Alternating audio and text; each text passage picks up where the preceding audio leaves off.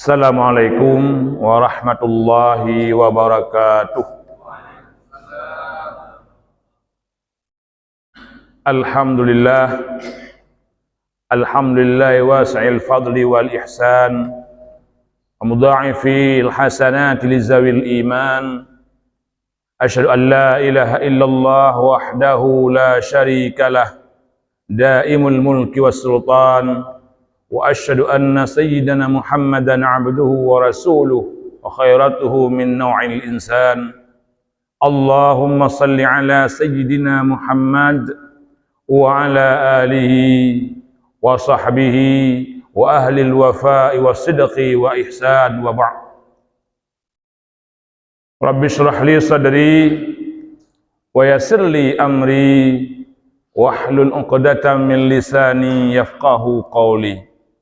Rabbana zidna ilman warzuqna fahman birahmatika ya arhamar rahimin. Segala puji dan segenap syukur sama-sama kita haturkan kebangkuan Allah Subhanahu wa taala atas limpahan rahmat, nikmat, taufik dan hidayahnya kepada kita semua, terutama nikmat iman dan Islam serta kesempatan untuk berjumpa dengan bulan Ramadan tahun 1444 Hijriah ini. Selawat dan salam senantiasa dialirkan Allah kepada junjungan kita, contoh teladan paling sempurna, idola kita semua, yaitu Rasulullah Muhammad sallallahu alaihi wa alihi wasallam. Bapak Ibu hadirin hadirat sidang jamaah subuh rahimakumullah. Dalam Al-Quran surat Al-Kahfi ayat 13 Allah Subhanahu wa ta'ala berfirman, A'udzu billahi minasyaitonir rajim. Nahnu naqussu 'alaika naba'ahum bil haqq. Innahum fityatun amanu bi rabbihim wa zidnahum huda. Shadaqallahul 'azim. Nahnu naqussu 'alaika, kami akan menceritakan kepadamu Muhammad, naba'ahum bil haqq, dengan sebenar-benarnya cerita. Nya bahasa Aceh nya bibit kan cerita pura-pura. Apa yang Allah kisahkan kepada Muhammad dalam ayat ini? Kisah tentang pemuda yang direkam dalam surat Al-Kahfi sebagai nama sebuah tempat di mana para pemuda ini eksodus dan tertidur dalam jangka waktu yang panjang. Apa profil pemuda ini? Innahum fityatun amanu bi rabbihim. Sesungguhnya mereka itu adalah para pemuda yang beriman kepada Tuhan mereka. Wa zidnahum huda, dan kami tambahkan kepada mereka petunjuk. Hadirin hadirat rahimakumullah. Kenapa tema pemuda ini penting? Siapa yang disebut dengan pemuda? Menurut para ahli, pemuda itu adalah orang yang sekarang dikenal dengan generasi milenial dan generasi Z, yang lahir pada tahun 80-an hingga di bawah tahun 2013. Ini yang kita maksud dengan pemuda. Dan mereka ini umumnya adalah orang-orang yang sudah menjadi mukallaf, yang sudah baligh, yang sudah menerima taklif terhadap semua perkataan dan perbuatannya. Berapa jumlah mereka di Indonesia? Data statistik per Desember 2022 menunjukkan bahwa jumlah generasi milenial dan generasi Z di Indonesia 55% dari total penduduk Indonesia. Bagaimana profil mereka? Apakah mereka termasuk innahum fityatun amanu bi rabbihim? Apakah mereka punya profil pemuda seperti Ashabul Kahfi yang beriman dengan Tuhan mereka?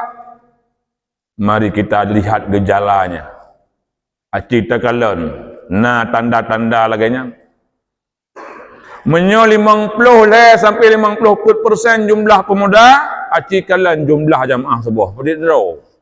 Nahan 50% diisi oleh mereka yang lahir tahun 80-an hingga 2013. Kalau ada, berarti na tanda bahwa mereka ini amanu bi rabbihim. Pemuda-pemuda yang beriman kepada Tuhan mereka. Begitu juga dengan berbagai aktivitas dan amalan lainnya. Tadarus Al-Quran, kegiatan sosial, dan berbagai amalan-amalan lain yang dianjurkan dan diperintahkan oleh Allah dan Rasulullah serta dibimbing oleh para ulama.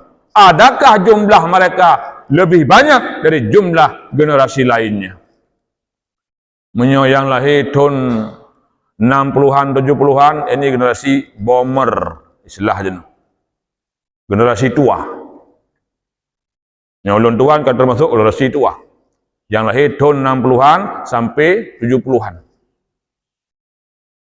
Yang lahir tahun 40-an, 50-an, nyan tinggal 11%. Yang lahir sebelum tahun 40 di Indonesia tinggal 1,08%. Kenapa klasifikasi dan pengelompokan usia ini penting? Supaya kita sadar, kita mau golongan tu. Dan menurut adat pada tahun tu umur tu. Menurut adat. Menurut hakikat seperti buah kelapa. Bisa hut wate berujuk ke bengong. Bisa wate juk ke bajiu, bisa wate geroh, bisa wate muda, bisa wate batun, bisa wate ri, bahkan bisa wate akar bahba buah golom hut. Tapi menurut adat, kesadaran bahwa kita nyonyo, kita menghilang kelompok pu menunjukkan bahwa kita nyonyo harus melakukan apa supaya umur yang Allah berikan ini berubah menjadi usia yang produktif untuk amanu bi rabbihim, untuk beriman kepada Allah Subhanahu wa taala. Hadirin hadirat rahimakumullah. Atau sebaliknya, yang 50% lebih kalau isi masjid di warung kopi. Isi masjid mungkin yang usia 50 sampai 40 tahun, jumlahnya mungkin hanya 10%. Atau 20%. Mestinya 54% paling niat. Harus asal semajidnya adalah orang-orang yang lahir tahun 80-an dan 90-an.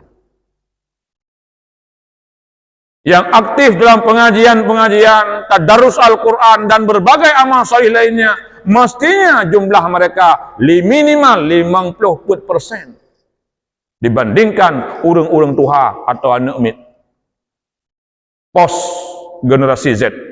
Anak mit yang lahir tahun 2011 kena nyaikun pos generasi Z. Generasi Z. Berapa jumlah mereka itu? Jangan-jangan jumlah pemuda sama dengan jumlah anak mit atau jumlah orang yang pos bomber benar, yang ka umur 70 tahun. Kesadaran inilah yang harus kita miliki supaya generasi muda ini mendapat perhatian dari para orang tua mereka.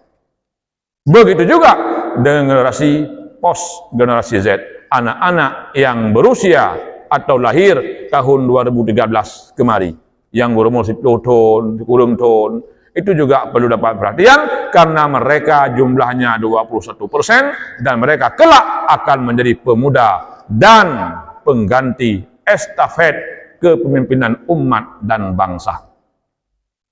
Hadirin hadirat rahimakumullah. Generasi Z dan generasi milenialnya oleh para ahli IB tanda-tanda karakter daripada mereka ini. Kenapa ini penting? Karena uronyo antara urang muda dengan urang tua lagi putuh. Masing-masing urus-urusan roh. Anak muda anak kegiatan roh, urang tua anak kegiatan roh. Generasi milenial ini adalah generasi yang 80% berada di dunia maya. 80% generasi pemuda itu berhubungan dengan internet, jaringan internet. Imu dawa, bak Facebook, bak Twitter, bak Instagram, bak WA group, belanja online, diskusi online, pengajian online, ceramah online, lomba live streaming. 80% dari mereka itu adalah sibuk di dunia maya, sehingga kurang hadir di dunia nyata. Ini ciri khas pertama mereka. Bila mereka dibimbing dengan baik, maka dunia maya ini akan diisi oleh informasi-informasi dan kegiatan-kegiatan yang mendekatkan mereka kepada Allah Subhanahu wa Ta'ala. Tapi bila tidak dibimbing, maka dunia maya yang dikuasai oleh mereka ini akan mengarahkan mereka untuk menjauh daripada agama Allah Subhanahu wa Ta'ala. Yang kedua, generasi milenial ini adalah generasi yang bisa apa saja. Kuliah jud bak tafsir hadis tapi ahli bidang IT. Kuliah bak sosiologi tapi ahli IT. Dan mereka bisa belajar apa saja karena menhanji itu yang bak Google. Kiban cara pegat kuih, kiban cara pegat batok, kiban cara belau Honda. Nah mendung tinggal itu yang tengah. Walaupun kuliahnya di jurusan kedokteran tapi bisa memperbaiki mesin. Ini ciri-ciri generasi yang sekarang jumlah mereka 150 juta lebih di Indonesia. Yang ketiga, mereka ini libur kapan saja, rekreasi kapan saja, nggak mau diatur. Nyolanglah yang guru dengan mengajar, hana menarik di baju. Mau kemana itu? Mau keluar, Pak. Kenapa nggak dengar pelajaran ini? Saya nggak suka, Pak. Mereka ini punya kebebasan jauh lebih tinggi daripada kita generasi tua. Kenapa? Karena informasi yang mereka serap jauh lebih banyak di luar rumah dan di luar sekolah.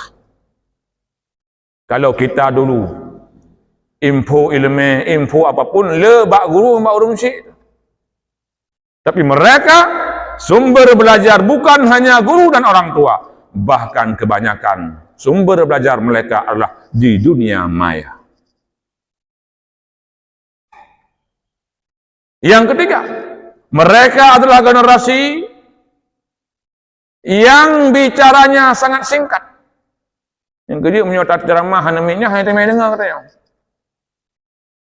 Kalau mereka WA itu singkat-singkat kalimatnya.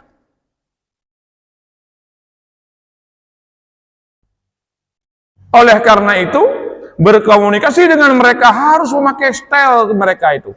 Supaya kita mengatar nak pegah lagi tanya. Minta peduk di tengah jam ceramah hanai temai dengar. Karena itu, kita tidak khatibu ala aqulihim, kata Nabi. Kita tidak berbicara dengan style mereka. Makanya mereka enggak ikut kita. Kan salah awaknya batat-tat namda kalinya rumah hanai dengar urang tua. Karena urang tua salah ke pegah apa? Ke pegah apa mau gaya ada ke keanamit. Dia urang pajuh si kamen aku, kolesterol. Kan salah si kameng, urang kolesterol yang salah. Karena urang kolesterol kan si kameng makanan, nah makanan lain ke urangnya. Ini hadirin hadirat rahimakumullah yang harus kita camkan karena saya mengamati ada jarak dari cara berpikir, jarak gaya hidup antara generasi tua dan generasi muda seolah-olah terputus. Oleh karena itu, karena jumlah mereka jauh lebih banyak dan masa depan umat, bangsa dan dunia ini ada di tangan mereka. Mari kita merangkul mereka semua. Mari kita berkomunikasi dengan efektif dengan mereka supaya mereka menjadi kekuatan yang dapat menopang umat ini di tengah badai kebudayaan, badai politik, dan badai godaan yang membuat mereka bisa tergelincir dalam jurang kemaksiatan atau lautan kejahatan. Semoga Allah Subhanahu wa Ta'ala memberikan ma'unah, taufik dan hidayahnya kepada kita semua, sehingga kita punya kemampuan untuk berkomunikasi dengan mereka dan membimbing mereka menjadi hamba Allah yang beriman dan bertakwa kepadanya. Hadanallahu wa iyyakum ajma'in. Terima kasih atas segenap perhatian. Mohon maaf atas segala kekurangan. Wallahul muwaffiq ila aqwamit thariq. Assalamualaikum warahmatullahi wabarakatuh.